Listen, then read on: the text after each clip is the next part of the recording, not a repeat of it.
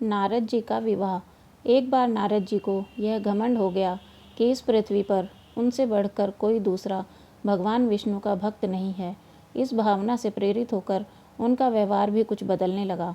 वे भगवान का गुणगान करने के साथ साथ अपनी सेवा कार्यों का भी वर्णन करने लगे।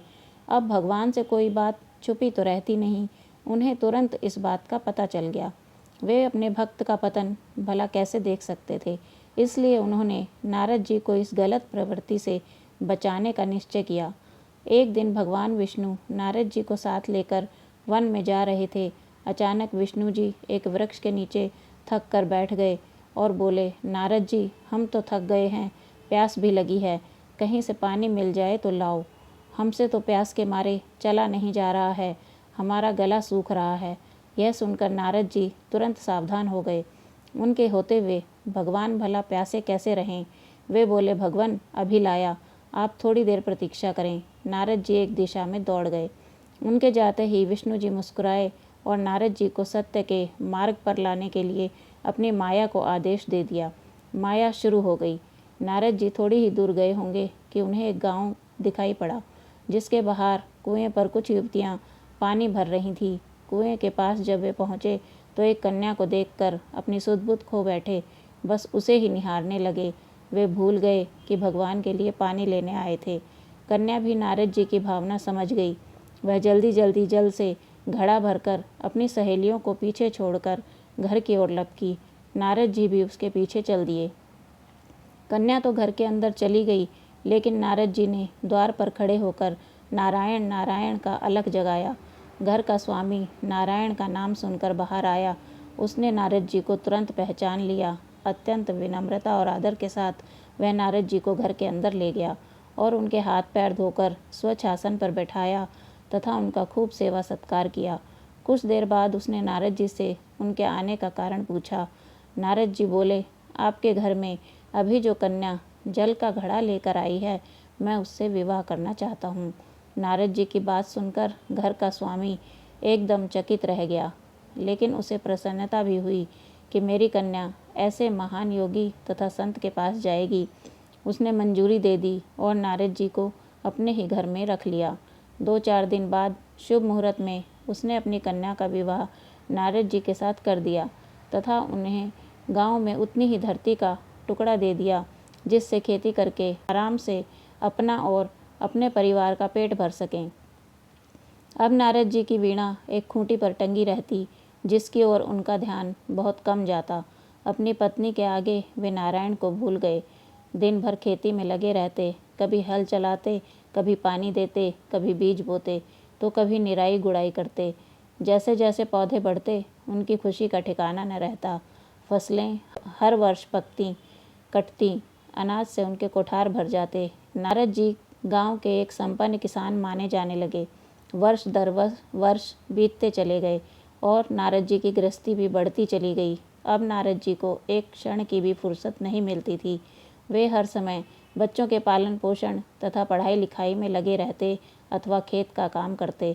अचानक एक बार तेज बारिश हुई, जिसने कई दिनों तक बंद होने का नाम ही नहीं लिया।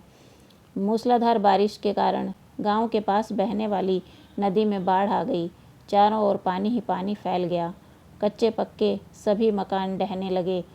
घर का सामान बह गया। पशु भी डूब गए। बहुत लोग मर गए। गांव में त्राही त्राही मच गई। नारद अब क्या करते। उन्होंने भी घर में जो थोड़ा कीमती सामान बचा था, उसकी गठरी बांधी और अपनी पत्नी तथा बच्चों को लेकर जान बचाने के लिए पानी में से होते हुए बाहर निकलने लगे।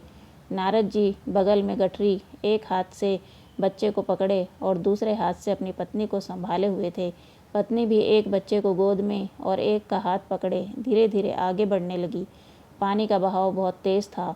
पानी में यह भी नहीं पता चल रहा था कि कहाँ गड्ढा है और कहाँ टीला। अचानक नारद जी ने ठोकर खाई और गठरी बगल से निकलकर बह गई। नारद जी गठरी कैसे पकड़ते, दोनों हाथ तो खाली नहीं थे। मन मसोस कर सोचा, फिर कमा लेंगे। कुछ दूर जाने पर पत्नी एक गड्ढे में गिर पड़ी और गोद का बच्चा छूटकर बह गया। पत्नी बहुत रोई, लेकिन क्या हो सकता था। धीरे धीरे और 2 बच्चे भी पानी में बह गए। नारद जी ने बहुत कोशिश की बचाने की, लेकिन कुछ न हो सका। दोनों पति पत्नी बड़े दुखी हुए, रोते कलपते, एक दूसरे को सांत्वना देते, कोई ऊंची जगह ढूंढते रहे। एक जगह आगे चलकर दोनों एक गड्ढे में समा गए।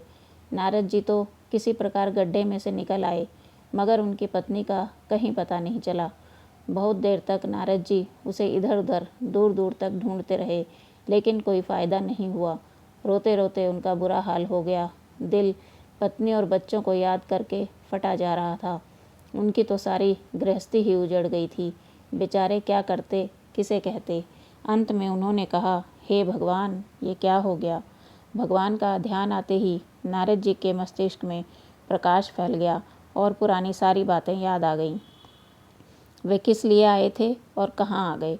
ओह, भगवान विष्णु तो उनकी प्रतीक्षा कर रहे होंगे। वे तो उनके लिए जल लेने आए थे और यहाँ गृहस्थी बसाकर बैठ गए। वर्षों बीत गए गृहस्थी को बसने में, फिर सब नष्ट भी हो गया। क्या भगवान अब भी मेरी प्रतीक्षा में उसी वृक्ष के नीचे बैठे होंगे। यह सोचते ही बाढ़ गायब हो गई, गांव अंतर्धान हो गया।